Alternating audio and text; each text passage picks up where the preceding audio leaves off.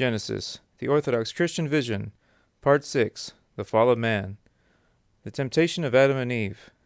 And he, the serpent, said to the woman, Has God indeed said, Ye shall not eat from every tree of the garden? And the woman said to the serpent, We may eat the fruit from the trees of the garden, but from the fruit of the tree in the middle of the garden, God said, Ye shall not eat from it, nor shall ye touch it, lest ye die. Then the serpent said to the woman, Ye shall not die by death.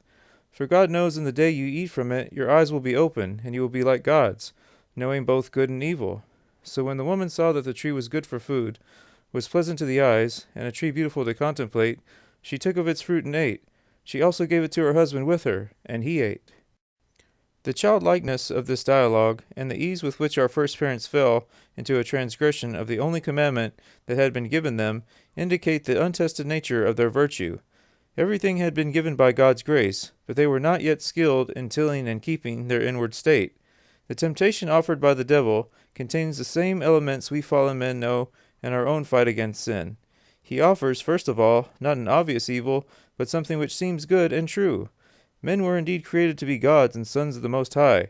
See Psalms chapter 82, verse 6, and were aware that from paradise they were to ascend to a higher condition.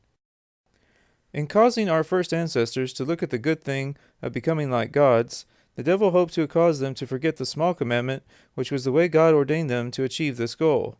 The devil attacked not through the man, but through the woman. Not because the woman was weaker or more passionate, because both Adam and Eve still preserved the dispassionateness of their original nature, but for the simple reason that Adam alone had heard the commandment of God, whereas Eve knew it indirectly, and thereby might be considered more likely to disobey it. St. Ambrose writes of this, The devil aimed to circumvent Adam by means of the woman. He did not accost the man, who had in his presence received the heavenly command. He accosted her who had learned it from her husband, and who had not received from God the command which was to be observed. There is no statement that God spoke to the woman. We know that he spoke to Adam. Hence, we must conclude that the command was communicated through Adam to the woman. The success of the devil's temptation, finally, was due to his knowledge or guess as to what is in the heart of man himself. It was not the devil who caused Adam's fall, but Adam's own desire.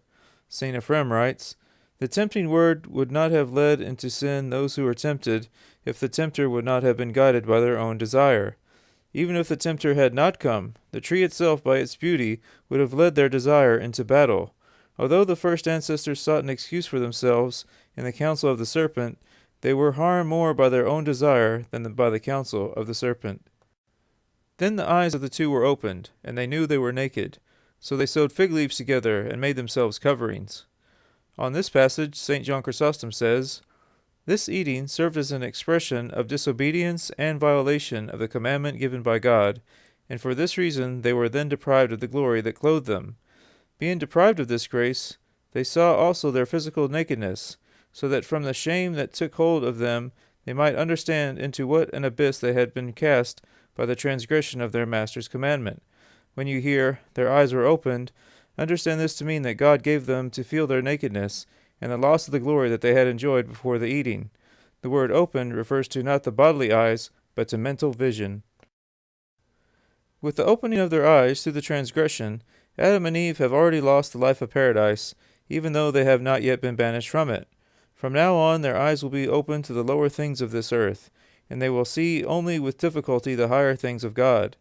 They are no longer dispassionate, but have become the passionate earthly life we still know today. In the seventh and final installment of this series, we will see how God dealt with Adam and Eve due to their transgression against him. For now Adam and Eve would face the judgment of God. This is the Leap of Faith.